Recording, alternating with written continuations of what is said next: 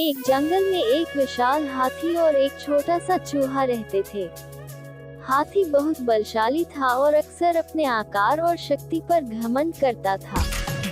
वह जंगल के सभी छोटे जीवों को डराने में कोई कसर नहीं छोड़ता था।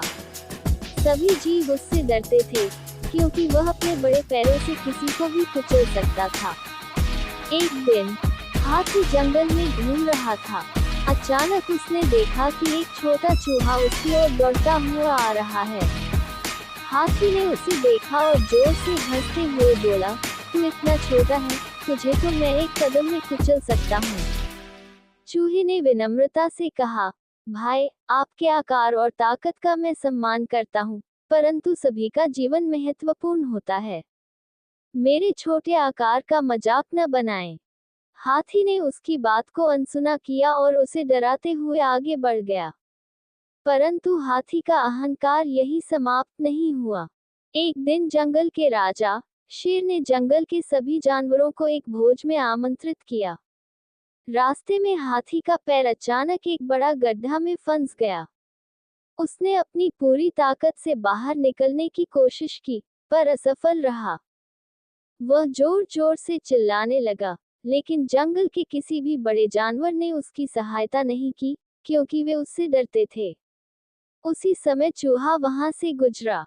उसने हाथी की दुर्दशा देखी और उसके पास पहुंचकर बोला, "क्या हुआ भाई? क्या मैं आपकी कुछ मदद कर सकता हूँ?" हाथी ने लज्जित होकर चूहे से कहा, "मैं इस गड्ढे में फंस गया हूँ और मेरी ताकत भी काम नहीं आ रही है। कृपया मेरी सहायता करो।" चूहा मुस्कुराया और बोला, "ठीक है, मैं अपनी पूरी कोशिश करूंगा।" फिर वह पास के अन्य छोटे जानवरों को बुला लाया, और सभी ने मिलकर एक मजबूत रस्सी बनाई। चूहे ने उस रस्सी को हाथी के चारों ओर लपेट दिया, और सबने मिलकर हाथी को गड्ढे से बाहर खींच लिया। हाथी को उस दिन समझ में आ गया कि ताकत सिर्फ आकार में नहीं होती, बल्कि एकता में भी होती है। उसने चूहे और बाकी सभी छोटे जीवों से माफी मांगी और वादा किया कि वह अब कभी भी अपने आकार का घमंड नहीं करेगा।